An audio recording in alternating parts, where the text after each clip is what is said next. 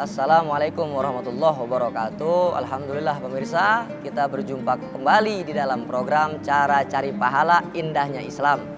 Pada tema kali ini kita akan membahas ridhonya Allah, ridhonya orang tua. Sebagaimana Nabi Muhammad SAW bersabda, ridho Robbi fi ridho walidi. Ridhonya Allah adalah ridhonya orang tua. Begitupun murka, murkanya Allah, murkanya orang tua. Nah, kita sebagai anak adalah orang yang dicetak oleh ibu dan bapak. Ibu dan bapak ini adalah syariat yang menurunkan ruh kita dari langit menuju bumi. Tanpa adanya ibu dan bapak, maka tidak akan jadinya anak. Berarti garis besarnya, secara hakikat ibu dan bapak ini adalah Tuhan di atas dunia yang menciptakan kita. Lantas yang menghidupkan siapa? Allah, Zatullah Tunggal yang menghidupkan kita. Oleh karenanya saudara, kita ini wajib sebagai anak untuk berbakti, mengabdi, taat kepada orang tua. Karena sebab turunnya ridhonya Allah adalah bagaimana kita berbakti kepada orang tua sekuat mungkin, semampu mungkin, sehebat mungkin. Kenapa? Karena agar Allah ridho, agar Allah berkenan kepada kita. Setiap langkahan kita diridhoi oleh Allah, diberkahi oleh Allah, untuk lebih dulu membuat orang tua kita ridho. Terutama siapa? Ibu. Sampai-sampai Rasulullah pernah bersabda begini, bahwasanya ada sahabat bertanya kepada Rasulullah, wahai Rasulullah, dari orang tua saya mana yang lebih dulu harus saya hormati? Apa jawab Rasulullah? Ummuka wa ummuka wa ummuka wa abiyuka. Rasulullah sampai memberikan jawaban sebanyak 3 kali untuk ibu, ibu dan ibu, baru bapak. Tahu kenapa? Karena ibu adalah malaikat, salah satu malaikat, wujud malaikat di atas dunia. Karena ibu adalah orang yang melahirkan kamu dan berani berkorban kehilangan nyawanya demi kelahiran anaknya. Suatu contoh begini pemirsa. Seorang ibu tatkala mau melahirkan anaknya, namun divonis oleh dokter ini cuma satu yang selamat. Mana yang dipilih oleh ibu? Yang dipilih oleh ibu pasti anaknya. Pasti seorang ibu berdoa kepada Allah, wahai Rabb, wahai Tuhan, seandainya cuma satu nyawa yang mampu selamat, maka biarkan anak nyawa saya yang engkau selamatkan. Biarkan anak nyawa saya yang engkau pilih. Kenapa? Karena beliau adalah makhluk dan anugerah yang engkau telah berikan. Karena saya lebih dulu menjalankan kehidupan, sedangkan anak saya baru. Nah, itulah pengorbanan ibu. Walaupun kata Nabi, setetes darah ibu melahirkan kamu di atas dunia tidak akan pernah sanggup engkau bayar. Walaupun engkau pergi haji, memergikan haji orang tua kamu, khususnya ibu, engkau ajak gendong keliling, tawaf sebanyak 40 kali, 40 malam engkau ajak tawaf, maka satu tetes darah yang melahirkan kamu ke atas dunia tidak akan pernah kamu sanggup balas. Oleh karenanya berbakti kepada orang tua, birrul walidain, adalah perkara amat penting bagi anak yang soleh dan solehah. Saudara-saudara yang dirahmati oleh Allah Subhanahu wa taala, perkara berkembangnya zaman terkait makin canggihnya teknologi yang menjadikan sebab pemutus hubungan antara anak dengan orang tua. Suatu contoh, ini anak menginginkan hal yang luar biasa melebihi batas kemampuan ibu dan bapaknya. Jikalau anak tersebut beriman, dia akan sabar, dia akan menunggu dan dia akan mengerti.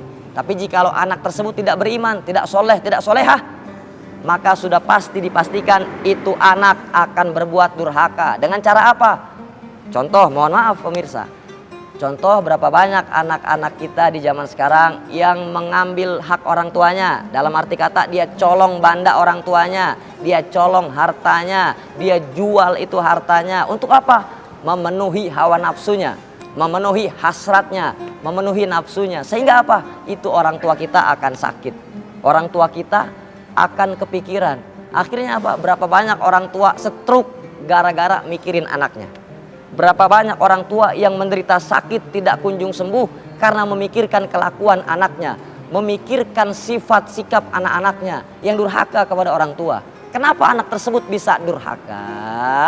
Anak tersebut bisa durhaka, kembali lagi pemirsa, anak tersebut bisa durhaka karena didikan agama itu kurang di dalam rumah. Karena rumah orang tua tersebut tidak dijadikan baiti jannati, rumahku surgaku kata Nabi.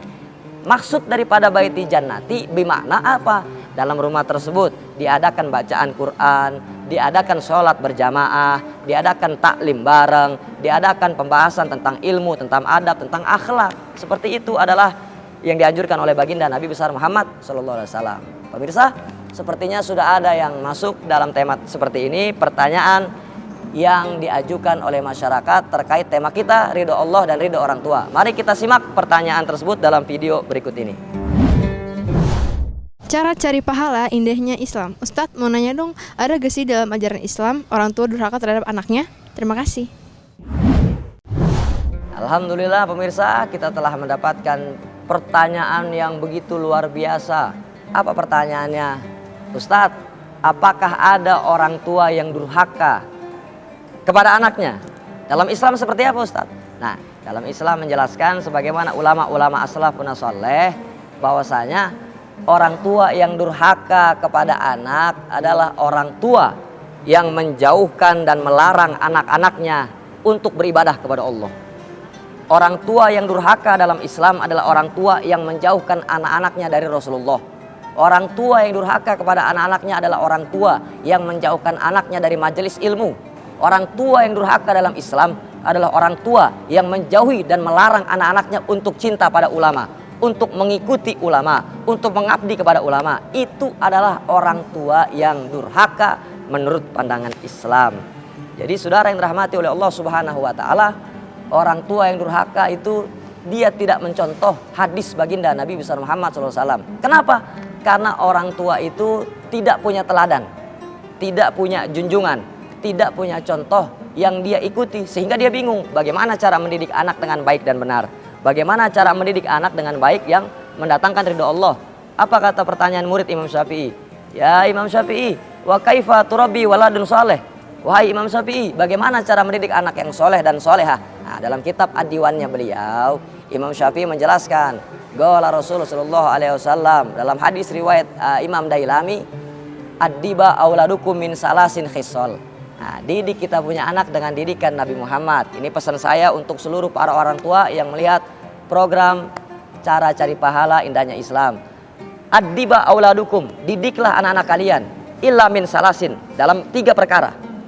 Apa perkara pertama kata Nabi? Hubba nabiyakum. Nah, kita sebagai orang tua wajib pertama kali mengenalkan dan mengajak cinta anak kita kepada Nabi Muhammad, kepada teladan kita, kepada junjungan kita, kepada contoh kita. Tidak ada contoh, tidak ada teladan, tidak ada idola yang paling mulia, paling wajib diikuti selain Nabi Muhammad. Nah, itu yang pertama. Jadi bagi orang tua para jamaah wajib mendidik anak-anaknya dengan didikan Nabi Muhammad SAW. Nah, baik pemirsa, kita akan kembali setelah pesan-pesan berikut ini.